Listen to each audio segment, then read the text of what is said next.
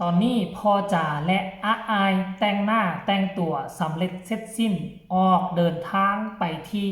ลูกทุ่งสแควร์เป็นทีเรียบร้อยซึ่งเขาเจ้าเริ่มต้นจัดงานตั้งแต่ 12 โมงพุ่นแหละเป็นต้นมาสบายดี FC แฟนคลับทุกทานมาพบมาพ่อกันคลิปนี้จะพาทุกคนไปติดตามการเดินทางเข้ากรุงเทพของพ่อลูกคู่บุญอาอายและบอสนกพงศกรมีบอสนุไปนำมียาล้ำและกันรวมทางยาแต่งทานผู้ชม FC แฟนคลับมือเศร้านี่เดินทางไปฮอดกรุงเทพแต่เศร้ากับเข้าที่พักแล้วกับ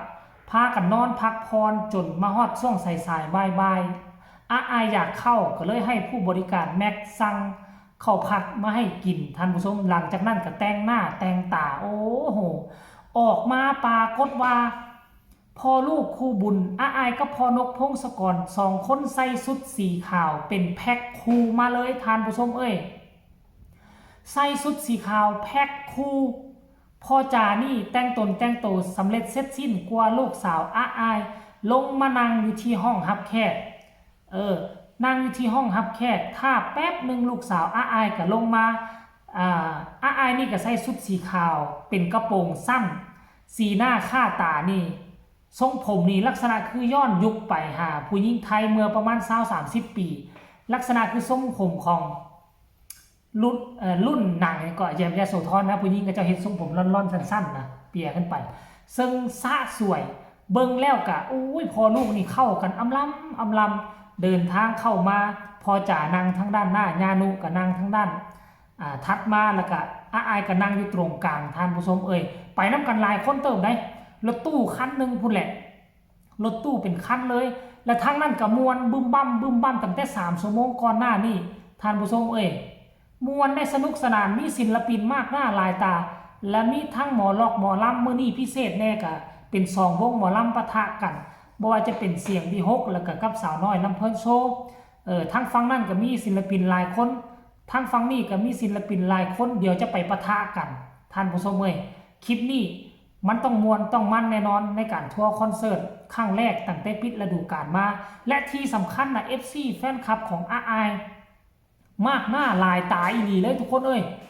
โคตรลายเลยพอแม่อาอายมารอท่านะขนาดอาอายยังบ่ทันมาขึ้นเวทีนะตั้งแต่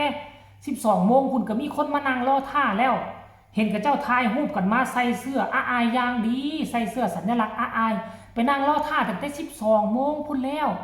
ทั้งที่อาอายจะมาขึ้นตอนช่วงแรงๆนะท่านผู้ชมเอ่ยเอารายละเอียดให้ทุกคนไปชมคลิปเรานี่สากลขออนุญาตเจ้าของคลิปบ่ว่าจะเป็นบริการแม็กบ่ว่าจะเป็นญาแต่งให้ทุกคนไปชมคลิปนี้เป็นจังใดแล้วมาพ่อกันในช่วงต่อไปเซิร์นไปชมพร้อมๆกันเบิดทุกคนเลยเขาจะเดลียข้างหลังอย่างไรอุ้ยเดลียมันบอกคือจะสิ ขึ้นนาแล้วพี่น้องขึ้นนาแล้วเบิดแต่งหนาโดนเนาะสร้างเรื่องไปละไม่ได้แต่งโดนเดาอยู่ในโจกตากันเราสันอ้าวอย่าว่าเถอะมันก็ดีเด้อแต่ไงก็เก่าบ่ได้ว่าเด้อก็เลยหยุดยากก็เก่าบ่ได้ว่าเด้อเฮ็ดจังได๋แต่งได๋กันเห็นหน้ารุ่นเลี้ยวใส่ AI ได้ปะฮะใส่ AI ได้ปะอุ้ย AI มันไม่ได้ AI ไม่ได้ AI มันแก่เกินโอเคนี่นกแก้มกันทุบลงเอาขอนมาทุบไหมแมนเห็นจนหลับสวมตายิ้มเวลายิ้มยังไม่เห็นตาเลยโอ้ตายแล้วสิคือยีร่ำหรือวะบัดนี้ไม่พอละจะลดละจะมาโหลดอีกอ่ะเนี่ยบอกไม่ได้แกยุดแม่ว่ากินข้าวแม่ไม่ได้กินก่อนค่อยลดก่อนค่อยลดไงเอาตาสีเขียวไหมจะปิดตะเบิงมันจะคือเป็นขับเอาตาสีเขียวปากแดงๆแบบนี้เว้ยมาล่ำเก่าผมล่ำเก่าเนาะเป็นคิ้วอันบางหน่อยบัดนี้เริ่มเพลงอย่าคล้องได้บาดไปลองโดนเพลงพอ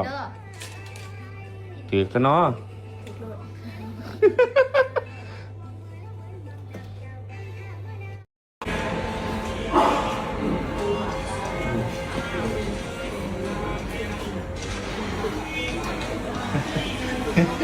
โลด จนถือสันติไปถอนให้ไหน นี่คือดำเด็ดนี่คือดำเด็ด เปรียบใส่กับผมเปรียบใส่บ่ได้นะถามบ่ได้เลย คนละประเทศเลยอ่ะ ไปเลย มาแต่หมด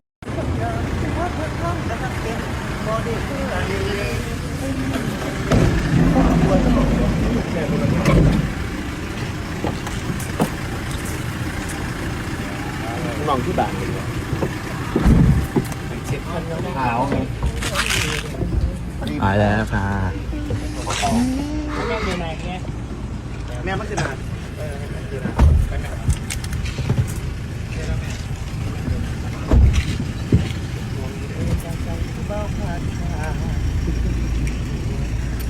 ไปแล้วจ้ากับมือ